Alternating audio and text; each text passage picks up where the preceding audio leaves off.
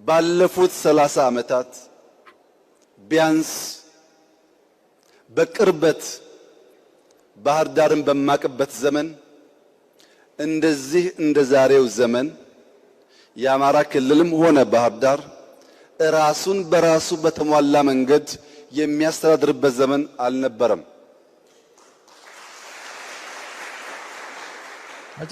ፕሬዝዳንታችን ከነሙሉ ክብራቸውና ሕግ ሰጣቸው ስልጣን ጋር ያሻቸውን መወሰን የሚችሉ የታመኑ፣ የተወደዱ፣ የተከበሩ፣ የሚሰሩ፣ የሚያሰሩ ፕሬዝዳንት ናቸው። አላመነው ግስራስ ስለኔ ነው ቢያወራው እንተባበር፣ ባህር ዳርን እናልማ። ካልተግባባን ደግሞ እንደ ጨዋ በንግግር እንጨቃጨቅ።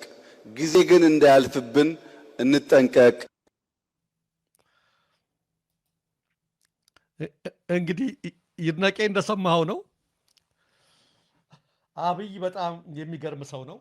አዎ አንድ ዘዴ አለ ይድነቃቸው። ምን አይነት ዘዴ አለ መሰለህ? ሌሎችም በማንኳሰስ ራስን የማሳደግ ዘዴ አለ። የክፎች የሽሩዶች በኢንፌሪዮሪቲ ኮምፕሌክስ የሚሰቃዩ ሰዎች ሁሌ የራሳቸውን ከፍ ለማድረግ የሚጨርጉት ምን በማድረግ ይሆናል? ታላላቆችን በማሳነስ ነው። ሁሌ ይህን ነው የሚያደርጉት። እና አብይ አህመድ የመጀመሪያው ትልቁ ስህተት በዚህ ንግግር ላይ ባለፉት 30-40 ምናምን ዓመታት አለ ራሱ ኢህአዴግ የነበረበት ዓመታት ነው ያለ ባህር ዳርን በዚህ ደረጃ ራሷን በራሷ ስታስተዳድር በታሪክ ታይቶም ተሰምቶም አይታወቅም ማለትና በቃ ጎመደው።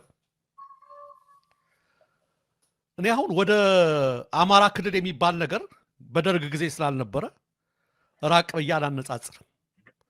አማራ ክልልና ባህር ዳር ነው እሱ ያለው። ከኢህአዴግ ወዲህ ያለ ነገር ነው። ከኢህአዴግ ጋር ራሱ እንዳነጻጽረው አብይ እናነጻጽረው ይድነቃቸው ከሌላው ጋር ሩቅ አልሄድም።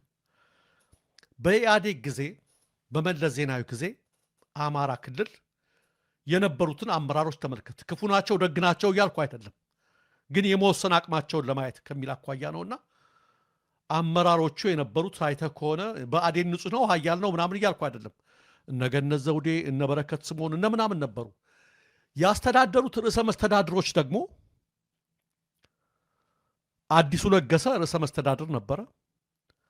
ቀጥሎ ዮሴፍ ረታ ነበር የሆነው ከአዲሱ ለገሰ የተረከበው ሶስተኛው ላይ የሚታየው። ቀጥሎ ደግሞ ከአዲሱ ጎን ያለው አያሌው ጎበዜ ነበር የነበረው። ገዱ እንኳ ያው በዛ በኢህአዴግ መጨረሻ በብልጽግና መግቢያ በብሉይ ኪዳን መጨረሻ በአዲስ ኪዳን መግቢያ ላይ የነበረ ነው ገዱ። ሁለቱም ጋር የተጫወተ ነው። ይሄንን ተመልከት። እነዚህ ርዕሰ መስተዳድሮች ስለ አቅማቸው ስለምናቸው እያወራሁ አይደሉም። የአማራ ክልል በ27 ዓመታት ነው። ዓመቱ እንድትይዝልኝ ነው።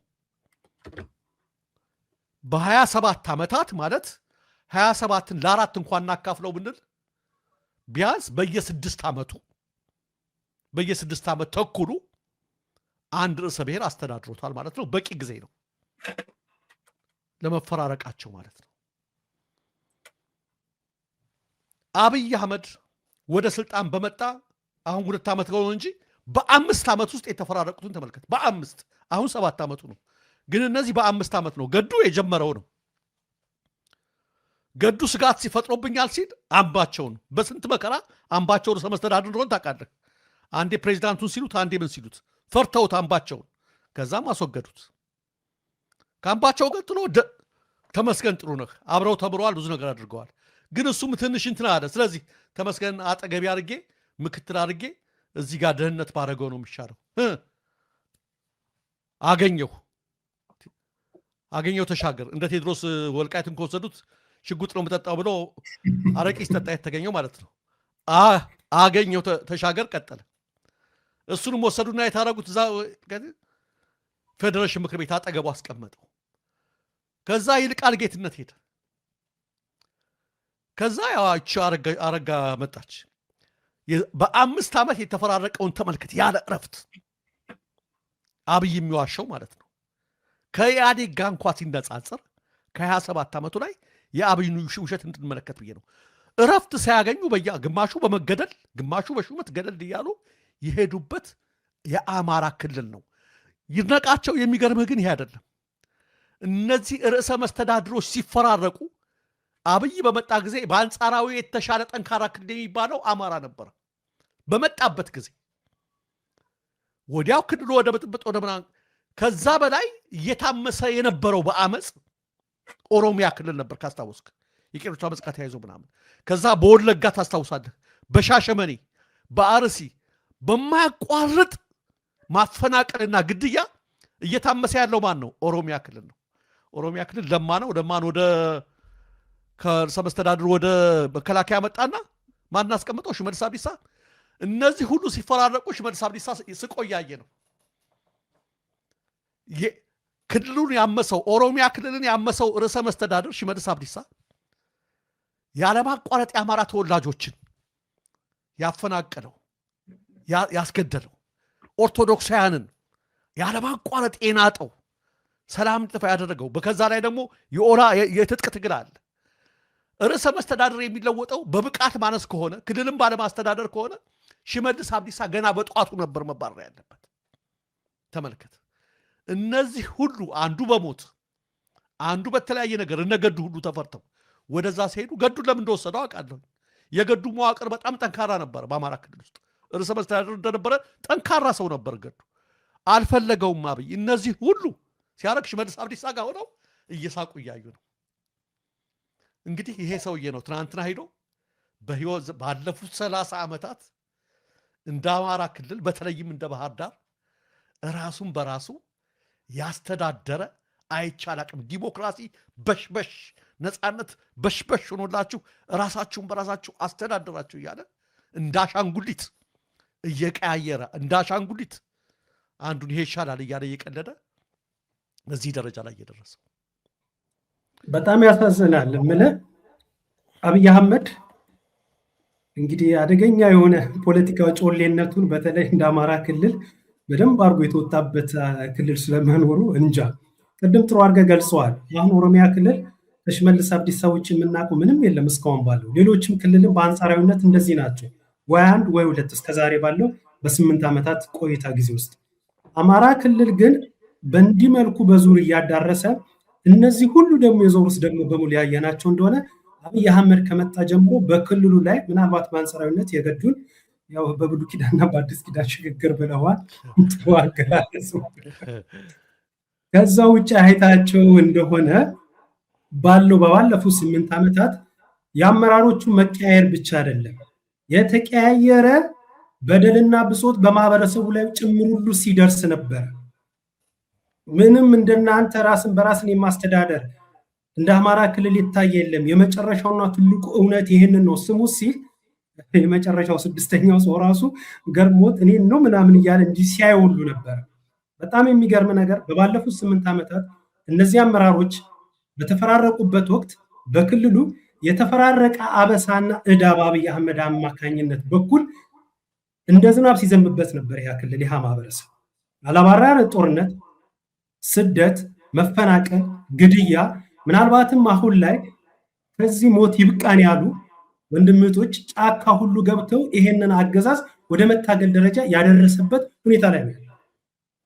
ስለዚህ አብይ በምን አይነት ፖለቲካዊ ጮሌነትና በምን አይነት የአይኑ በጨዋጦ ክልሉ ላይ ሄዶ እንዲህ ሄዶ ሲመጣ ሲገባ ክልሉ ሰላም የሆነ እንደተቆጣጠረው ለማስመሰል የሄደበት ርቀት እንደሆነ እንረዳለን። ያ ማለት ግን አይደለም። ዙሪያ ገቡን በልዩ ኃይል ኮማንዶና በተለየ መልኩ ጥብቅ የሆነ ቁጥጥርና ክትትል በሚደረግበት ቦታ ላይ ድርስ ምጥት ሂድት ምልስ በሆነ ሁኔታ ውስጥ ልክ ውሎ አዳራቸው በሙሉ እነዚህ ባለስልጣናቱ ሆነ አብይ አህመድ ባህር ዳር ላይ እንደሆኑ አስመስሉ ይሄን ነገር የሚያደርጉት ክልሉ ላይ ምንም እንዳልተፈጠረ ለማስመሰል የህዝብን ጥያቄ አንግበው በጦርነትም በሰላማዊ መንገድ ጥያቄ ለማስመለስ የሚንቀሳቀሱ አካላቶች ጥያቄያቸው ውድቅ ነው የሚል የስሙላ ፕሮፓጋንዳ ለመንዛት ነው ይህን ነገር እየተጠቀመ ያለው። በእርግጠኝነት እኔ አንተ ከምንለው በላይ ደግሞ ህዝቡ በአግባቡ ይረዳዋል። እናም ይሄ የፖለቲካው ጮሌነቱ በእጅጉ በጣም የሚያስገርም ነው። ህዝቡም ይረዳዋል።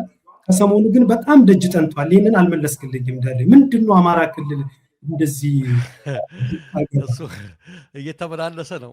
በተለይ ወደ እስከ መግባት ገዱና ቁጥር 1 እና 2 እንደው ለማጥራት ብዬ ነው። እንደማይታዘዙት ያውቅ ነበር። አማራ ክልል በአሁኑ ባለው አደረጃጀት የተሻሉ ርዕሰ መስተዳድር ሊሆኑ የሚችሉት ሁለቱ ነበሩ። ገዱ በጣም ጠንካራ ሰው ነው። ሞገደኛ ይሉታል ኢህአዴጎች። እንደው አይተዋል። አንዴ በፓርላማ ላይ የሆነ ሲታወጅ መቃወሙን ትዝ ይልሃል። የሆነ በክልሉ ይዝመት ተብሎ መከላከያ ይግባ ሲባል ህግ ለማስከበር ምን እንደሆነ ታውቃለህ? እንደዛ እምቢ እንደሚለው ያውቃል። አትሳም ፖይንት ላይ ምናምን እንደዛ ይችላል። ገዱን ምን አደረገው? የውጭ ጉዳይ ብሎ ወሰደው። በጣም ነው የሚሰጋው። እዛ ክልል ውስጥ ካለ ያሳድምጋል። ከዛ በተቀጥሎ ደግሞ አማራ ክልል አግኝቶት የነበረው ርዕሰ መስተዳድር አምባቸውን ነበር። በጣም ዶክተር አምባቸው ጠንካራ ሰው ነበር። እመኑን አሳልፈን አንሰጣችሁ። ያውቀዋል ያለውን ስብዕና ምናምን። አደገኛ ነው አምባቸው። ለአብይ ራሱ እረፍት ይነሰዋል። ኢቭን በነ ተመስገንና በነ አገኘሁ በነ ምናምን ሁሉ እረፍት እኮ አላገኘ። ይጠደፉብኛል ብሎ መጨረሻ ላይ 2 ዓመት ያረፈው ማንን ሲያገኝ ነው? አረጋ ሲያገኝ ነው። አገኘኋታልና አረጋን የዛሬ 2 ዓመት ምን አደረገ? ቅድም ያልኩ ነው። ከአፄ ቴዎድሮስ ይበልጣል ብሎ እንትን አለላት አረጋን። እሷም ያው ይገባታል። ቅድም አይተዋል አስተያየቷን። ይህ ሰውዬ እንዴት ነው የሚሸረድረኝ ያለች ነው። ትናንትና ደግሞ ስለ አረጋ ያለለትን እስኪ አንዴ እንደገና ድገመው። ስለ አረጋ ብቻ የተናገረው ያሻቸውን መወሰን የሚችሉ የታመኑ፣ የተወደዱ፣ የተከበሩ፣ የሚሰሩ የሚያሰሩ ፕሬዝዳንት ናቸው። እንግዲህ ተመልከተው። ምን ልልህ ነው? ይህን ምን ያስጨበጨበለት አረጋ ወደ ስልጣን ከመምጣቱ በፊት ብልጽግና ወክሎ ሲከራከር ታውቃለህ? ዶክተር ደሳለኝ ጫኔ ጋር ኢቭን የብልጽግና አርማ ጠፍቶት ሻማችን ምረጡ ሲል ነበር። አምፖል መሆኑ ጠፍቶት ማለት ነው። አረጋ ማለት ያ ነው። በደንብ ያውቀዋል በቃ አብይ። ስለዚህ ባለፈው ምን አደረገው? ከአፄ ቴዎድሮስ ይበልጣል አለው። ለምን አብይ ይሄን አደረግታል? ቅድም ነው ያልኩ። በጣም ይሄ አደገኛ አነጋገር። አብይ አፄ ቴዎድሮስ ግማሽ ጋር አይደርስም። ራሱ አየው። አፄ ቴዎድሮስ ኢትዮጵያን በዛ ዘመን አንድ ለማድረግ ከፍተኛ መስዋዕትነት ያደረጉ፣ የመርፍ ቴክኖሎጂ ያስገቡ፣ በጀግነታቸው በቆራጥነታቸው የታወቁ፣ ራሳቸውን ስለ ሀገራቸው ሲሉ እጄን ለእንግሊዝ አልሰጥም ብለው መቅደላ ጫፍ ላይ ራሳቸውን ለሀገር የሰጡ ጀግና ናቸውና በታሪክ አንዴ የሚነሱ የሚገኙ ናቸው። አብይ ከስራቸው አይደርስም። ስለዚህ አብይ ራሱን ከፍ ያለ መሪ ለማድረግ ምን ማድረግ ነበረበት? ተላላኪውን አረጋን ከአፄ ቴዎድሮስ ይበልጣል አለ። ምን ያ በሂሳብ እኮ ስሌት ማለት ነው። 1 ከ2 ይበልጣል፣ 2 ከ3 ይበልጣል ከተባለ ምናምን 2 ከ1 ይበልጣል፣ 3 ከ2 ይበልጣል ከተባለ 3 ከ1 ይበልጣል እንደሚባለው ማለት ነው። አረጋ እኔን ተላላኪ አፄ ቴዎድሮስን ይበልጣል ካልኩ እኔ የሱን ቦታ ከፍ እያደረገ ነው፣ የተዘቃየ ነው። ያም ብሎታል። ትናንትና ደግሞ አይተው ከሆነ እንግዲህ አብይ እረፍት ያገኘው ለምንድን ነው? ጥሩ ተላላኪ ስላገኘ ነው። 2 ዓመት ያልቀየረው አረጋን ማለት ነው። እና አረጋም አያምነውም። በርግጥ ያውቀዋል። በአንደርስታንዲንግም፣ በእውቀትም፣ በአመራር ችሎታም፣ በስብዕናም። መሪነት እኮ ራሱ ስብዕና ይለውጣል፣ ይፈልጋል። አንዳንዴ አታይም? የድሮ ባለስልጣናት ሞገስ ነበራቸው ምናምን ይላል እኮ። ኢቭን ከዚህ እንኳ አኳያ ብትወስደው አረጋ ትልቁን የአማራ ክልልን የመምራት አቅም የለው። ለዚህ ነው እኛ ምን አሉ ትናንትና፣ አሁን ይሄን የአብይ ንግግር የሰሙ ሰዎች ዶሮን ሲያታልሏት ውሃ የሚፈላው ለሻወር ነው አሏት የሚል ነገር ነውና አረጋም ለአረጋ ነው ይሄ የተተረተውና ያውቀዋል። አረጋም ራሱ ሰው እየሳቀ ነው የሚያጨበጭብለት ራሱና እንደዚህ አድርጎ አመሰገነው ለማለት ነው ትናንትና።